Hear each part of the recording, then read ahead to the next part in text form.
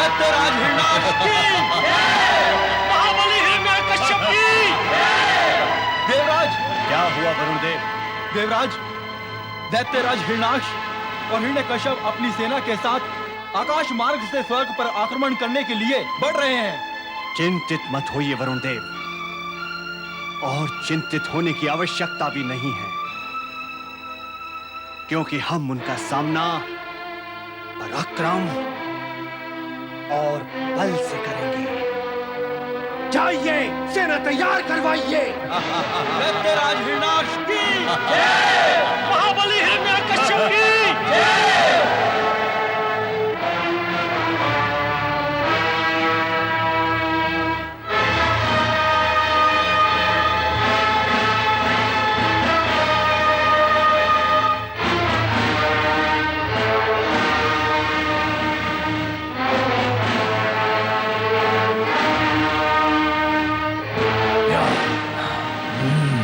स्वर्गाधिपति देवराज इंद्र की जय।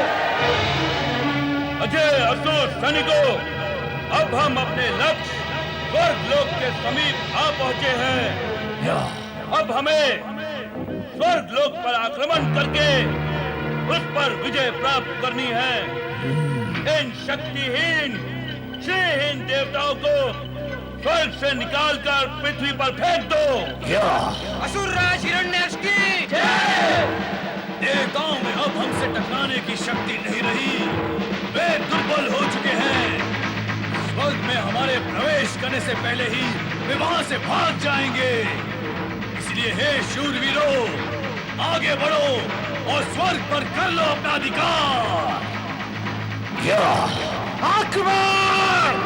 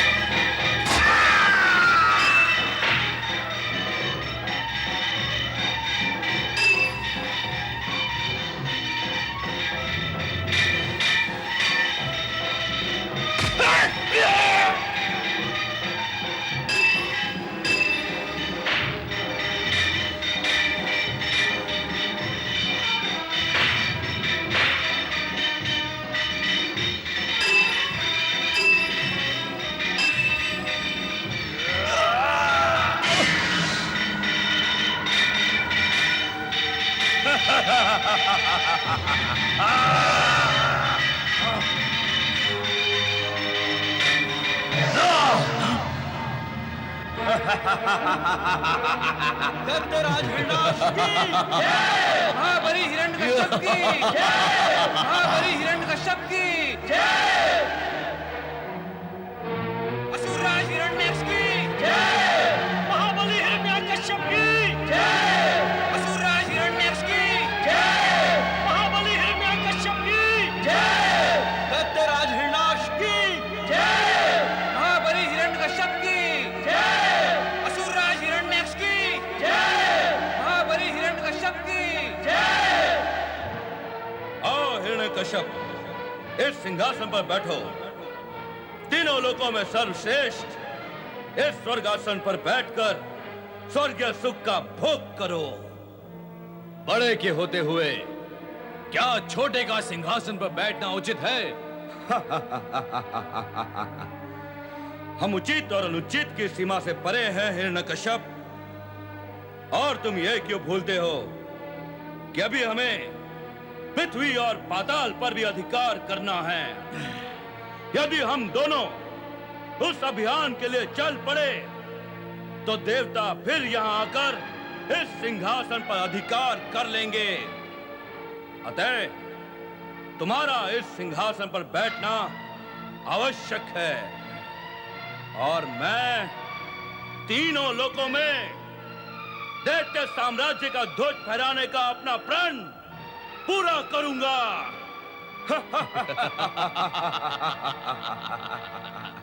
सभी देवतागण भाग गए हैं। हिरण्यकश्यप, अब तुम स्वर्ग पर शासन करो। जो आज्ञा भ्राताश्री। महाबली हिरण्याक्ष की जय, महाबली हिरण्याक्ष की जय, महाबली हिरण्याक्ष की जय, महाबली हिरण्याक्ष की जय, महाबली हिरण्याक्ष की जय। ओम भूर्भुवः स्वः तत्सवितुर्वरेण्यं भर्गो देवस्य धीमहि धियो यो नः प्रचोदयात्। माता की जय हो। माता, दोनों बंधुओं ने स्वर्ग पर अधिकार कर लिया है।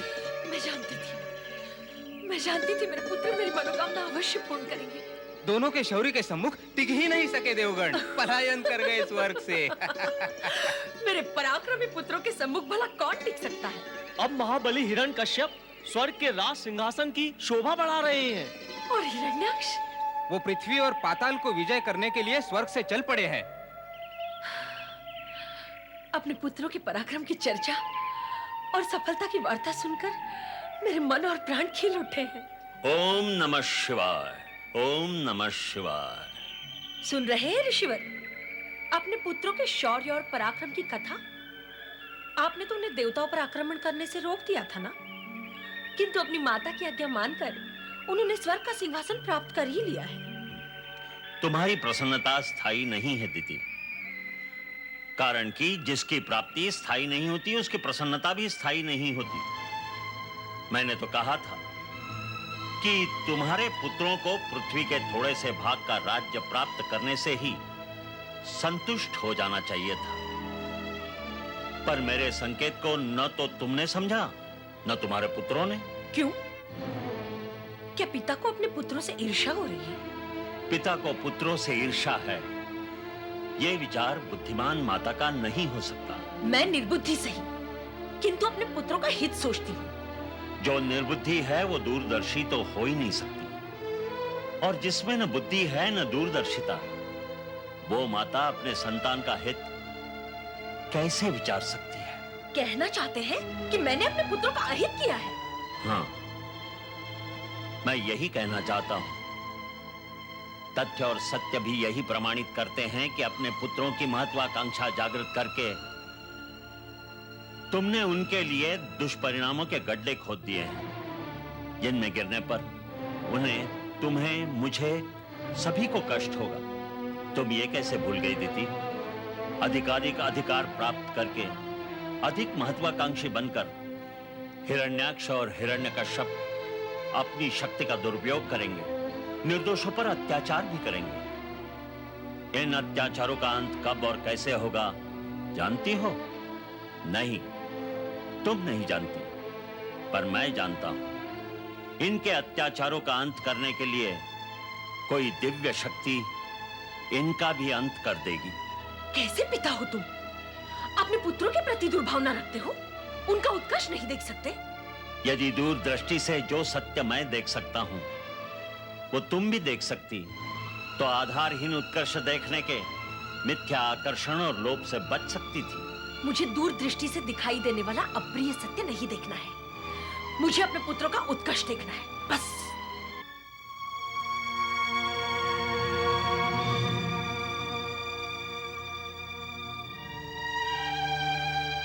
देवराज और देवगण, अरे अरे अरे अरे अरे, देवराज यूं भयभीत होकर कहां भाग रहे हो? और भाग भी ऐसे रहे हो जैसे कोई बाघ को देखकर भागता है। क्या बताएं देवर्षि, हमारे तो कष्टों का अंत ही नहीं होता है। एक असुर मरता है तो दूसरा जन्म ले लेता है, उसके पश्चात उसकी दृष्टि स्वर्ग पर आ टिकती है। अर्थात फिर किसी असुर ने स्वर्ग पर अधिकार प्राप्त कर लिया है ना? नारायण नारायण। असुरों ने नहीं देवऋषि, असुर भ्राताओं ने। हिरण्याक्ष और हिरण्यकश्यप दोनों ने स्वर्गलोक पर अधिकार कर लिया। उन्होंने अधिकार किया नहीं है, आपने दे दिया है।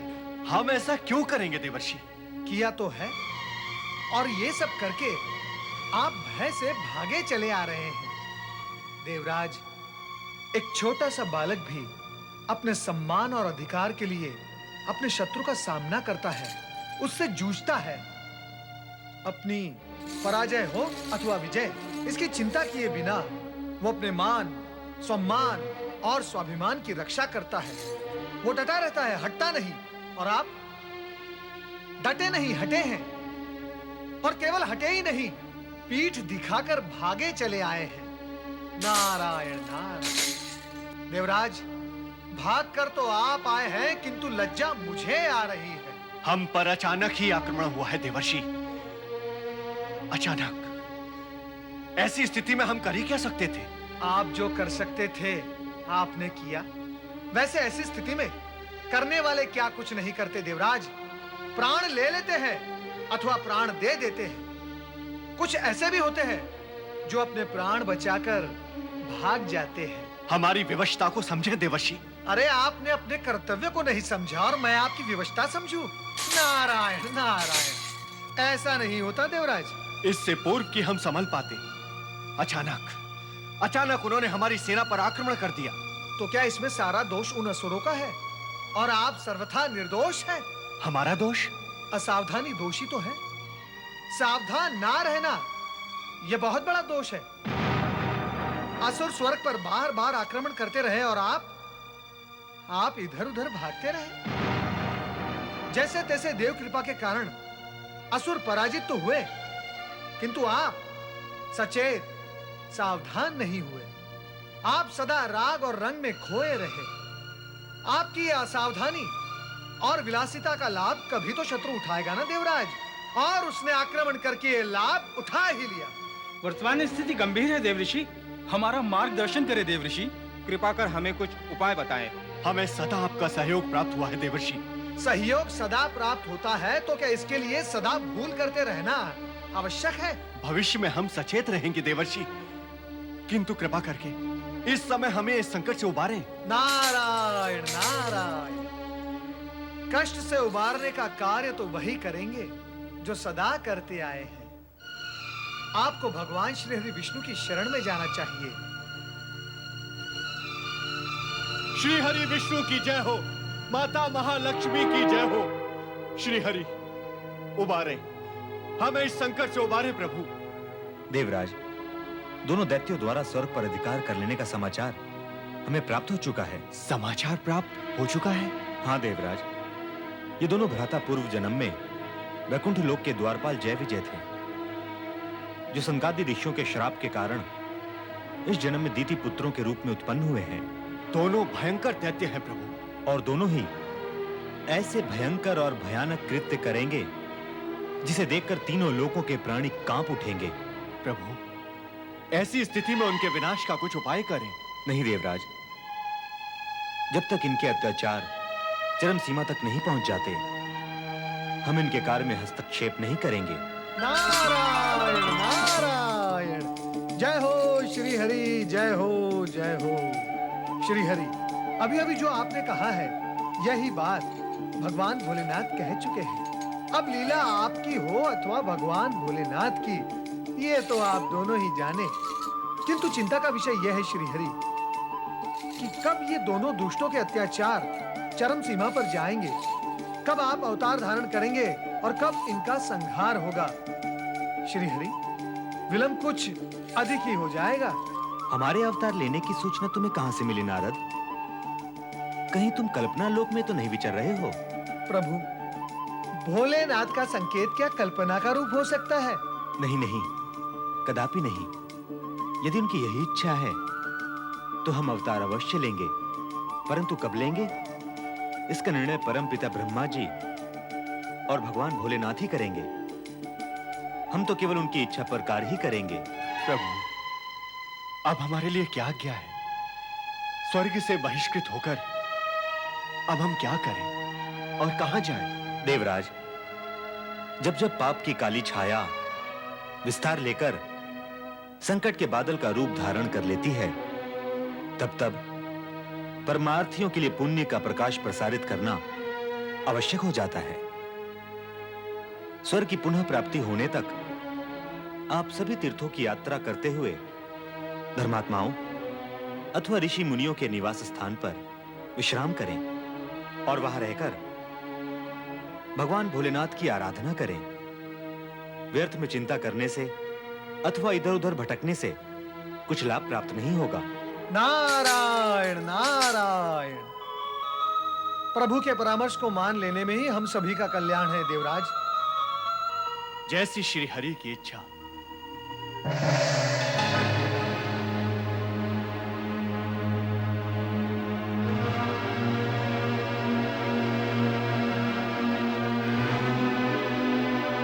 नारायण नारायण नारायण, श्रीमन्नारायण नारायण नारायण।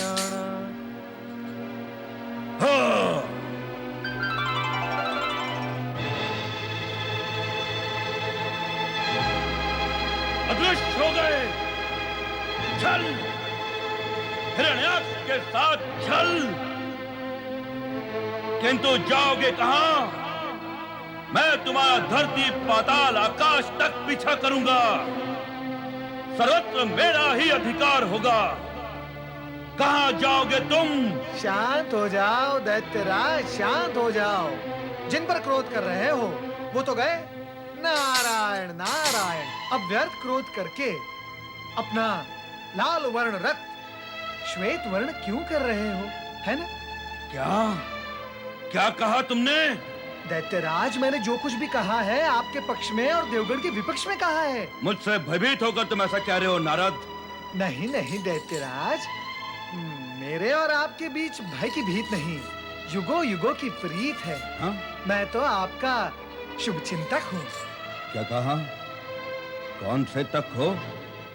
शुभ चिंतक। हाँ, तो वही तक रहना। और अब मुझे ये बताओ कि देवगण कहाँ भाग गए हैं? तुम्हें तो दिखाई देते ही होंगे। हाँ हाँ दैत्यराज, मुझे तो असुरों का भविष्य तक दिखाई देता है। नारद, तुम तक बहुत करते हो। पहले शुभ के चिंतक और अब ये भविष्य तक। सीधे से ये बताओ कि ये देवगण कहाँ छुपे हैं? वही तो मुझे ज्ञान नहीं है दैत्यराज, किंतु मुझे आश्चर्य इस बात का है कि आप जैसा महाबली अपने उद्धार की बात छोड़कर ये पराजित देवगण के पीछे घातक क्यों बना है? फिर वही तक। पहले शुभ का चिंतक, फिर भविष्य तक, और अब ये घातक। मेरे क्रोध को और ना भड़काओ नारद। एक तो तुम्हारा ये तक मुझे सुहाता नहीं, दूसरे देवगण के विषय में ना बताकर तुम बातें बना रहे हो, और अब मेरे उद्धार के लिए मुझे उपदेश दे रहे हो। इसका परिणाम जानते हो? अवश्य। अनावश्यक रूप से किसी को कष्ट देने अथवा दुष्टता करने का परिणाम कष्टकारक ही होगा ना दैत्यराज? तो फिर क्यों कर रहे हो ये दुष्टता? प्रश्न मेरा था, आपने पूछ लिया। प्रश्न सदा शक्तिवान ही दुर्बल से करता है। यही तो मैं कहता हूँ, यही तो मैं कहता हूँ दैत्यराज कि प्रश्न सदा शक्तिमान ही पूछता है। फिर भला आपने क्यों पूछ लिया? फिर वही दुष्टता, फिर वही प्रश्न। मैं प्रश्न पूछूंगा और तुम उत्तर दोगे। परिस्थितिवश कभी-कभी ऐसा होता है कि प्रश्न। क्या है आपका प्रश्न? तुम बहुत दुष्ट हो नारद, फिर प्रश्न कर लिया। तुम मुझे ये बताओ कि मैं देवगण को कहां खोजूं? आवश्यकता क्या है उन्हें ढूंढने की? फिर प्रश्न नहीं, आगे कहो। असुरराज, मैं ये भलीभांति जानता हूं कि आप पृथ्वीलोक और पाताललोक पर विजय प्राप्त करने की विजयी कामना से स्वर्ग से यहां आए हैं, किंतु मुझे भविष्य स्पष्ट दिखाई दे रहा है। जब तक आप एक पुत्र के पिता नहीं बन जाते, तब तक आपके मन की कामना कभी पूर्ण नहीं होगी। क्या कहते हो नारद? नारायण नारायण, मैं कौन होता हूं कहने वाला? ये तो विधि का विधान कहता है। तुम ठीक कहते हो नारद। मेरे पिता कश्यप ऋषि ने भी विजय अभियान पर निकलने से पहले मुझे यही कहा था, किंतु उन्होंने मुझे यह भी कहा था कि मुझे पुत्र पत्नी से नहीं, तपस्या के द्वारा प्राप्त होगा। आपके पिता ऋषि कश्यप ने सत्य ही कहा था और आपके हित में कहा था, और मैं भी आपके हित का विचार करते हुए आपसे यही कहूंगा कि आप अविलंब पर्वत शिखर पर जाकर भगवान भोलेनाथ की आराधना आरंभ करें। वो तो आशुतोष है, शीघ्र ही प्रसन्न हो जाते हैं। आप उनसे वरदान में पुत्र मांगेंगे तो वे तुरंत आपकी मनोकामना पूर्ण कर देंगे। वो सब तो ठीक है, किंतु क्या तुम मुझे ये बता सकते हो नारद कि पृथ्वी और पाताल पर विजय करने से पूर्व मुझे पुत्र प्राप्ति की आवश्यकता क्यों है? फिर आपने प्रश्न किया। मैं आपसे यही कहना चाहता हूं दैत्यराज कि आपने स्वयं अभी यही कहा था ना कि प्रश्न करने वाला नारायण नारायण। चलो भूल ही जाते हैं उस प्रसंग को, किंतु आपको इस बात का ज्ञान होना अति आवश्यक है दैत्यराज कि आपको पुत्र प्राप्ति के पश्चात उसके शुभागमन से आपके भीतर निहित संपूर्ण शक्तियां प्रकट हो जाएंगी, अनेक गुना बढ़ जाएंगी, और फिर आप पृथ्वीलोक और पाताल लोक पर सरलता से विजय प्राप्त कर सकोगे। तो फिर मुझे तुरंत शिव आराधना आरंभ कर देनी चाहिए। ये बात तो मैं आपको बता ही चुका हूं। नारायण नारायण, आपको तुरंत पर्वत शिखर पर जाकर शिव आराधना आरंभ कर ही देनी चाहिए दैत्यराज।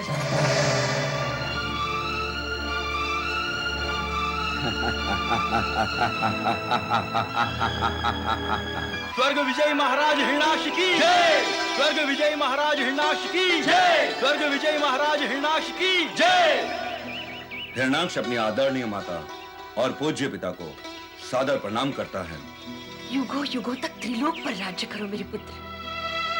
परंतु पुत्र हिरण्याक्ष, मुझे बताया गया कि तुम पृथ्वी और पाताल की विजय यात्रा पर गए हो। हाँ माता, स्वर्ग से यही निश्चय करके निकला था, किंतु मुझे बताया गया कि पुत्र का पिता बने बिना मैं पृथ्वी और पाताल को विजय नहीं कर सकूंगा। इसलिए पराक्रमी पुत्र की प्राप्ति के लिए मुझे शिव की आराधना करनी होगी।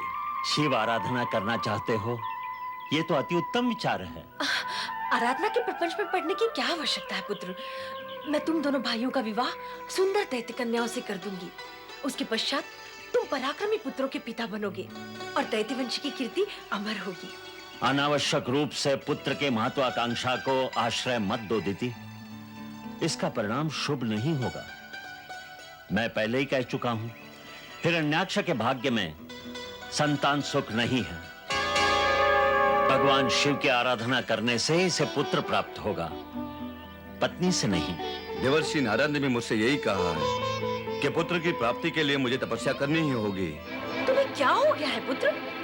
किस भ्रम में पड़ गए हो तुम मेरे पुत्र हो मेरे। ये देवर्षि नारद, आराधना, शिव, ये सब मेरे और तुम्हारे बीच कैसे आ गया? एक पुत्र के लिए उसकी माता ही सब कुछ होती है, इसलिए बाकी सब विचार त्याग कर अपनी माता की आज्ञा का पालन करना ही तुम्हारा कर्तव्य है। जाओ, जाकर हिरण्यकश्यप से भी कहो कि माता पिता ने विवाह का आदेश दिया है। मैंने तुम दोनों के लिए दैत्य कन्याएं देख ली हैं। जाओ, जाकर मेरी आज्ञा का पालन करो।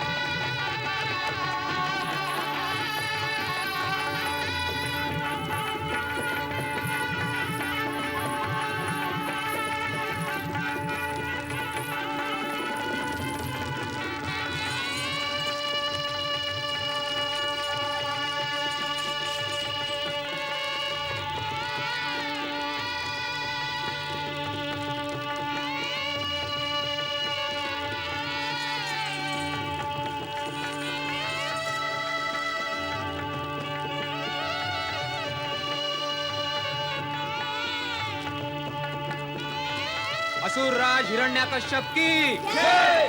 राज रानी कयाधु की जय। असुर राज हिरण्यकश्यप की जय। राज रानी कयाधु की जय। महाबली हिरण्याक्ष की जय। राज रानी वराक्षी की जय। महाबली हिरण्याक्ष की जय। प्रणाम पिताश्री। आयुष्मान भव। प्रणाम माताश्री। सदा सुख का भोग करो, प्रतापी पुत्रों की माता बनो। कल्याण भव। सदा सुखी रहो।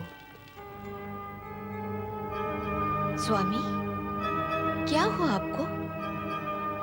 आपके मुख पर ये विषाद कैसा? जीवन के इस अवसर पर मुख प्रसन्नता से पूर्ण होता है, किंतु आप तो चिंताग्रस्त हैं। कुछ विशेष नहीं है वराक्षी। विशेष न सही, जो साधारण है वही कहिए। क्या करोगी तुम जानकर? एक पत्नी अपने चिंतित पति की चिंता जानकर जो कुछ करती है वही सब कुछ मैं भी करूंगी स्वामी। नहीं वराक्षी नहीं, तुम कुछ भी नहीं कर सकोगी। स्वामी, आप अपनी चिंता के विषय में जानते हैं कि वो बहुत बड़ी है, किंतु मेरी चिंता दूर करने की शक्ति आपकी चिंता से बड़ी है अथवा छोटी, ये तो आप नहीं जानते। तुम्हारा तर्क उचित है, किंतु मेरी चिंता छोटी या बड़ी नहीं, अनोखी है। अनोखी है, अद्भुत या विलक्षण, कहिए तो स्वामी। तो सुनो वराक्षी, हम दोनों भाइयों की स्वर्ग विजय से सभी दानव, मानव, देव, यक्ष अचंभे द्वारा आतंकित है। ये मुझे ज्ञात है स्वामी। हमने हमारे बाहुबल से पृथ्वी और पाताल पर अधिकार करने का प्रण किया है। ये सब बातें मुझे क्यों बता रहे हैं स्वामी? मुझे इनका ज्ञान है। आप मुझे वो सब बताइए जिसके बारे में मैं कुछ भी नहीं जानती। तो जान लो वो सत्य जिसने हमें चिंतित कर रखा है। मैं पृथ्वी और पाताल पर तब तक विजय नहीं कर सकता जब तक एक पुत्र का पिता न बन जाऊं। तो जान लो वो सत्य जिसने हमें चिंतित कर रखा है। मैं पृथ्वी और पाताल पर तब तक विजय नहीं कर सकता जब तक एक पुत्र का पिता न बन जाऊं। तुम हंस क्यों रही हो? अरे तुम हंस क्यों रही हो? मुझे नहीं पता था कि मेरे पतिदेव इतने भोले हैं। इतने भोले? कितने भोले? इतने भोले कि ये भी ज्ञात नहीं कि पुत्र विवाह के तुरंत बाद नहीं, अनेक मास पश्चात होता है। तुम मुझे भोला समझकर हंस रही हो और मैं तुम्हें अज्ञानी समझकर सब सुन रहा हूँ। मैं अज्ञानी? अरे मैं तो यही कह रही हूँ कि अभी-अभी हमारा विवाह हुआ है और समय आने पर हमें पुत्र की प्राप्ति भी हो जाएगी। नहीं वराक्षी नहीं, मुझे पुत्र तुमसे नहीं भगवान शिव की आराधना से प्राप्त होगा। क्या? हाँ, हमारे पिता प्रजापति कश्यप और देवर्षि नारद दोनों ने यही कहा है कि पुत्र प्राप्ति के लिए मुझे शिव आराधना करनी ही होगी। यदि ऐसा है तो आपको अवश्य ही अपनी मनोकामना पूर्ण करने के लिए शिव आराधना करनी चाहिए। पिताश्री और देवर्षि नारद के वचन असत्य तो नहीं हो सकते। किंतु वराक्षी, एक चिंता प्रश्न चिन्ह बनकर मेरे सामने है। तुम्हें छोड़कर शिव आराधना के लिए जाऊं तो तुम्हें कैसा लगेगा? वैसा ही लगेगा जैसा उस पत्नी को लगता है जो अपने पति के मंगल कार्य में बाधक नहीं बनती, और मैं भी आपको रोककर आपकी शिवाराधना में बाधक नहीं बनूंगी। मैं यही सोचकर चिंतित था कि विवाह के तुरंत बाद तुम्हें इस प्रकार छोड़कर आराधना के लिए जाना क्या उचित होगा? शिव के समीप जाने में अनुचित क्या? वो तो सर्वोपरि हैं। उनके आगे मैं और अन्य नाते सब छोटे हैं। आप सहर्ष जाएं स्वामी। इतना बड़ा निर्णय लेने से पूर्व मुझे माता पिता से परामर्श करना ही होगा। मेरा विचार है वे भी आपके हित में ही परामर्श देंगे, कारण आप प्रभु भक्ति और आशीर्वाद हेतु उनकी शरण में जा रहे हैं।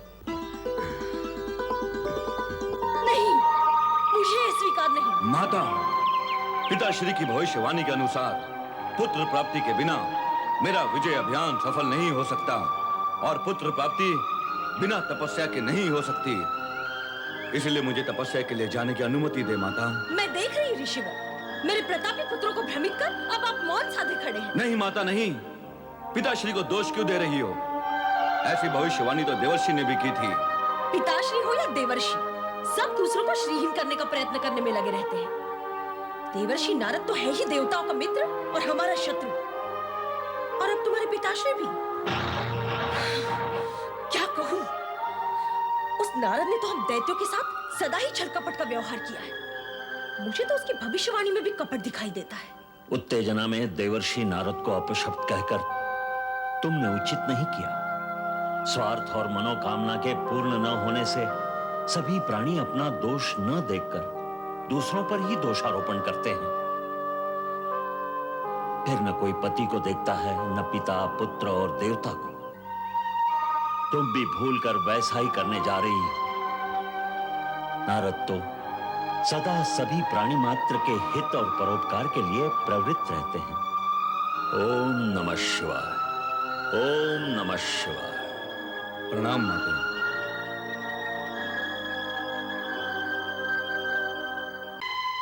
देवराज, हमें धर्म स्थलों एवं तीर्थ स्थलों में जाकर भगवान शिव का नाम स्मरण करने का आदेश हुआ है, और नाम स्मरण से ही हमें धैर्य और शक्ति प्राप्त होगी। उचित कहते हो अग्निदेव, किंतु ये कार्य हम किसी सुरक्षित स्थान पर जाकर ही पूर्ण कर सकते हैं। पृथ्वी लोक ही इसके लिए उचित एवं उपयुक्त स्थान है। इस वेश में पृथ्वी पर जाना क्या उचित होगा? पवन देव, हमें ये देव रूप त्याग कर मानवीय रूप धारण करना होगा। आप सत्य कहते हैं देवराज।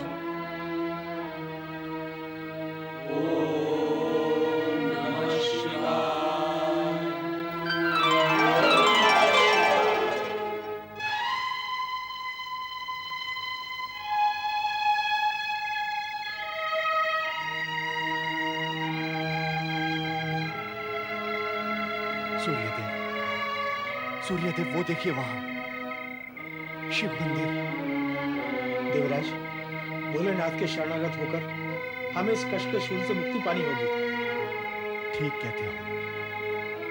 त्रिशूलधारी त्रिपुरारी दया निधान ही हमारा उद्धार कर सकते हैं। आओ आओ, हम सब चलकर वहां उनकी स्तुति करते हैं। आइए।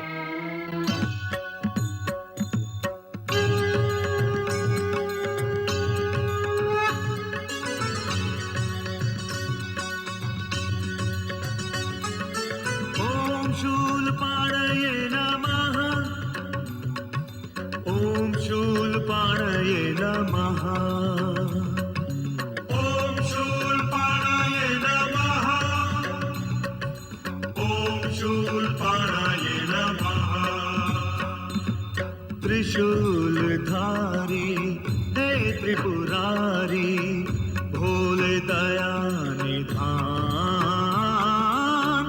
कष्ट के शूल से अब तो हमारे मुक्त करो मन प्राण, मुक्त करो मन प्राण।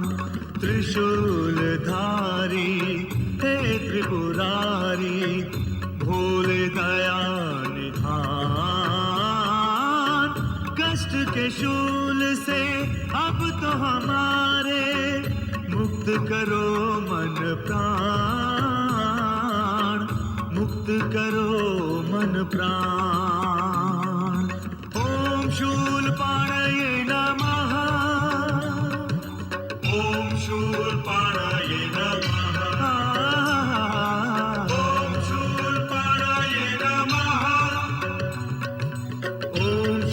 पाणये नमः।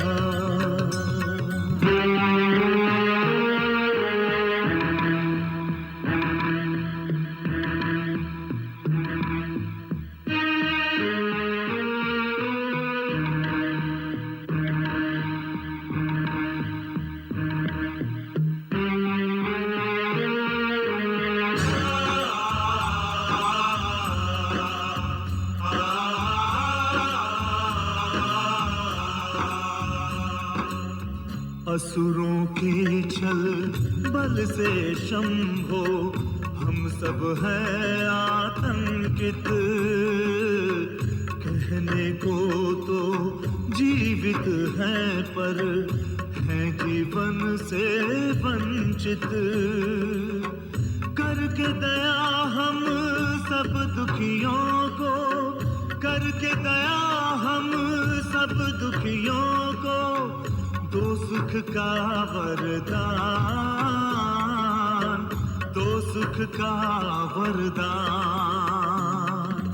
ओम शूलपाणये नमः, ओम शूलपाणये नमः, ओम शूलपाणये नमः, ओम शूलपाणये नमः।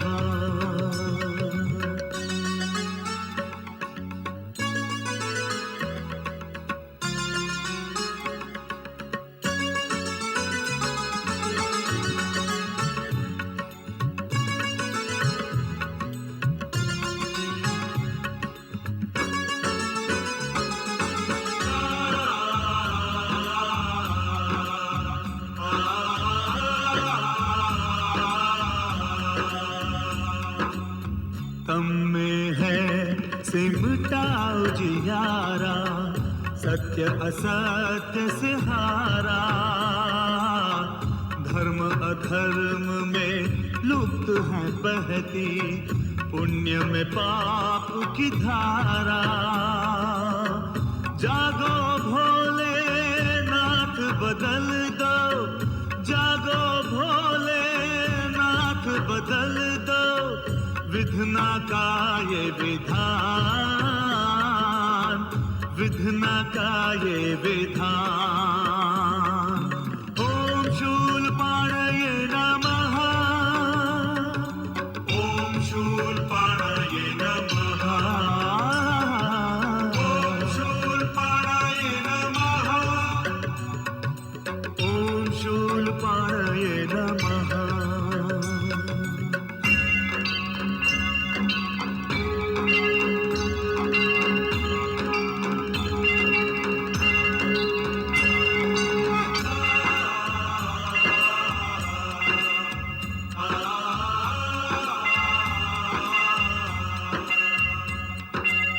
कृपा आपकी होगी सदा शिव, हर्ष विहर्षित होगा,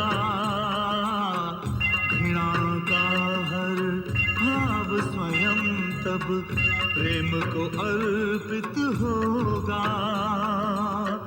मानव के संग मानवता का, मानव के संग मानवता का, होगा ना अपमान, होगा ना अपमान। ओम शूलपाणये नमः, ओम शूलपाणये नमः, ओम शूलपाणये नमः, ओम शूलपाणये नमः। त्रिशूलधारी हे त्रिपुरारी, भोले दया निधान, कष्ट के शूल से अब तो हमारे मुक्त करो मन प्राण, मुक्त करो मन प्राण। त्रिशूलधारी हे त्रिपुरारी, भोले दया निधान, कष्ट के शूल से अब तो हमारे मुक्त करो मन प्राण, मुक्त करो मन प्राण। ओम शूलपाणये नमः, ओम शूलपाणये नमः,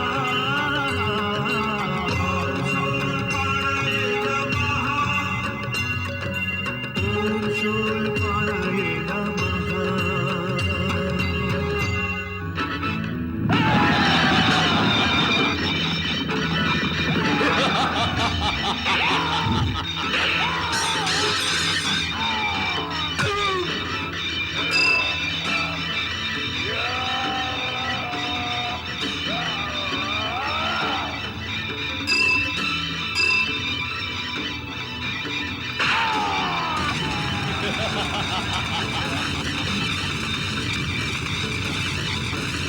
प्रणाम माते। चिरंजीव भव। माते, मैंने समस्त पृथ्वीवासियों को अपना दास बना लिया है और जिन्होंने मेरी दासता स्वीकार नहीं की उन्हें मैंने यमलोक पहुंचा दिया। ऐसा करके तुमने मेरी आत्मा को शांति पहुंचाई है पुत्र। किंतु तुम्हारा पुत्र अंधकासुर कहाँ है? मैं स्वयं आश्चर्यचकित हूं कि वो कहां अदृश्य हो गया है। शिव ने मुझे वरदान दिया था कि जब तक वो मेरे साथ है कोई भी मेरा अहित नहीं कर पाएगा और मैं विश्व विजय निश्चित कर लूंगा। तुम्हारी विश्व विजय निश्चित हो चुकी है पुत्र। अब तुम अपनी प्रतिज्ञा के अनुसार पृथ्वी को पाताल लोक में ले चलो। अवश्य माते। ठहरो हिरण्याक्ष, तुम भूल रहे हो प्रकृति के नियमों से छेड़छाड़ करने का परिणाम अत्यंत भयंकर होता है। पृथ्वीलोक को पाताल लोक ले जाने का विचार एक प्रकार से विनाश को निमंत्रण देना है। श्री ब्रह्मा जी ने सृष्टि रचना सुनियोजित ढंग से की है। इसमें तनिक सा भी परिवर्तन विनाशकारी होगा। इसलिए पृथ्वी को पाताल ले जाने का विचार त्याग दो। दैत्य जो प्रतिज्ञा करते हैं उसे पूर्ण करते हैं ऋषिवर। इसलिए इस विषय में आपका कुछ कहना व्यर्थ होगा। पिताश्री, माता ठीक कह रही हैं। अब मैं अपने निश्चय और प्रण से नहीं हट सकता, परिणाम चाहे जो भी हो। अब विलंब न करो पुत्र। अपनी चमत्कारी गदा के बल से पृथ्वी को समुद्र में डुबोकर पाताल तक पहुंचा दो। जैसी माता की आज्ञा। दैत्यराज हिरण्याक्ष की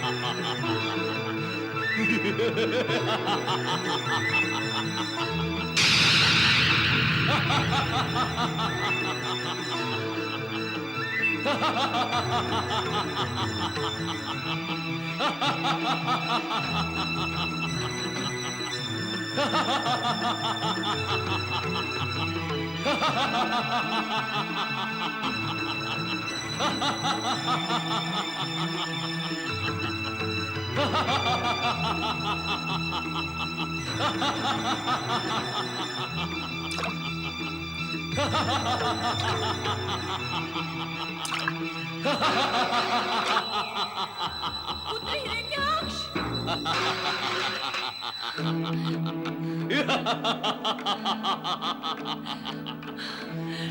पुत्र हिरण्याक्ष, तुमने पृथ्वी को पाताल लोक में पहुंचाकर मेरे मन को शांति और प्रसन्नता पहुंचाई है पुत्र। तुम धन्य हो पुत्र, तुम धन्य हो। पृथ्वी विजयी महाबली हिरण्याक्ष की पृथ्वी विजयी महाबली हिरण्याक्ष की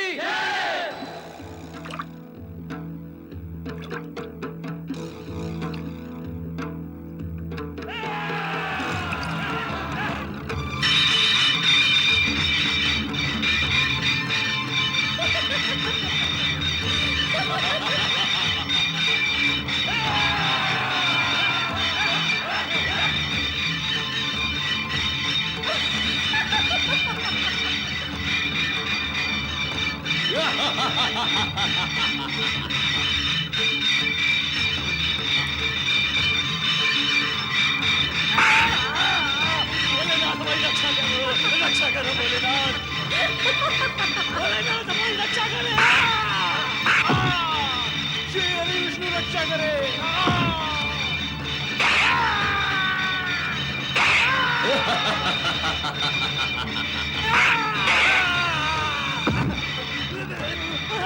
श्री हरि विष्णु हमारी रक्षा करो। विष्णु हमारी रक्षा करो। श्री हरि विष्णु हमारी रक्षा करो। श्री हरि विष्णु हमारी रक्षा करो।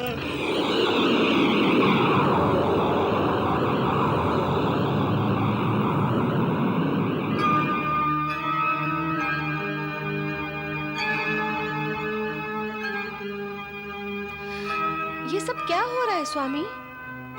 देवी पार्वती,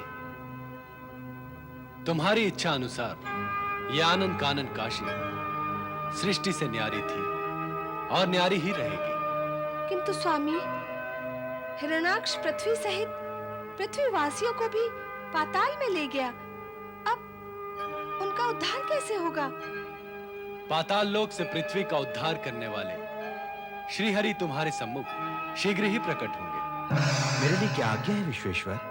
भगवान श्रीहरि अवतार विधान के अनुसार अब वाराह का रूप धारण करके आपको पाताल लोक से पृथ्वी का उद्धार करना होगा।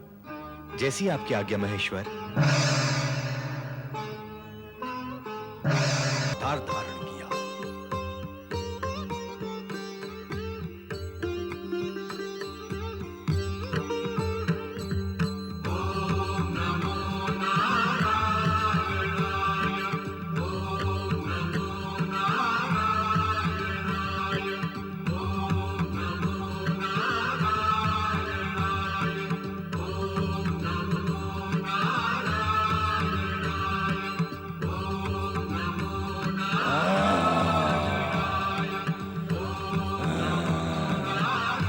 कौन है रे तू?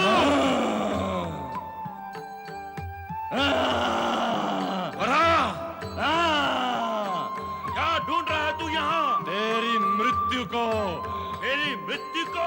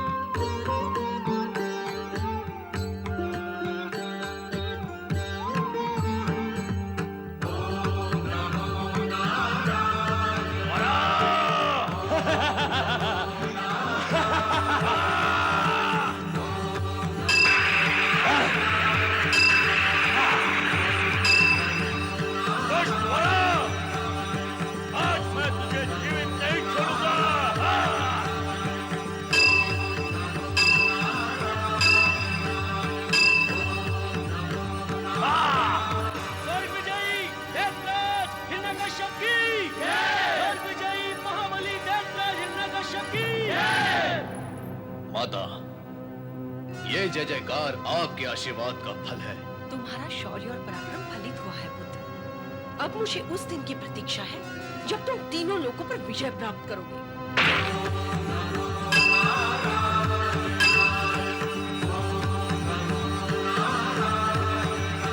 हिरण्याक्ष, अपनी रक्षा करनी है तो कर ले।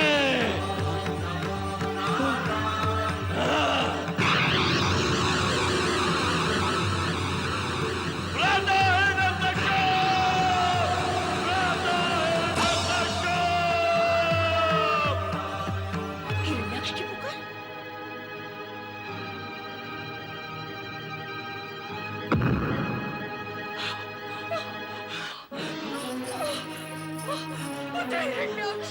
स्वामी, स्वामी, मीनाक्षी, संभालो अपने आप। राधा हिरण्याक्ष, ये क्या हुआ? कैसे हुआ?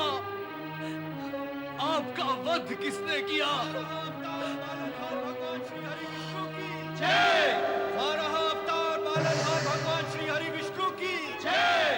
बारह अवतार पालनहार भगवान श्री हरि विष्णु की जय। बारह अवतार पालनहार। सुन रहे हो पुत्र हिरण्यकश्यप, ये सब विष्णु के दुष्कर्म है। सुना माता और समझा भी। ये विष्णु हम दैत्यों का जन्मजात शत्रु है। मैं उसे सदा सदा के लिए इस सृष्टि से ही मिटा दूंगा। मिटा नहीं होगा, अन्यथा हम तुम सब मिट जाएंगे। नहीं माता, ऐसा नहीं होगा। मैं अपने भ्राता हिरनाश के वध का प्रतिशोध लूंगा, प्रतिशोध लूंगा। देवराज इंद्र की जय। देवराज इंद्र की जय। देवराज इंद्र की जय। देवराज इंद्र की जय। देवराज इंद्र की जय। देवराज इंद्र की जय। देवराज इंद्र की जय। देवगण, हमें इस स्वर्ग की पुनः प्राप्ति भगवान शिव शंकर और श्री हरि विष्णु की कृपा से हुई है। अतः हमें उनकी जय जयकार करनी चाहिए। बोलिए भगवान शिव शंकर की जय। श्री हरि विष्णु की जय।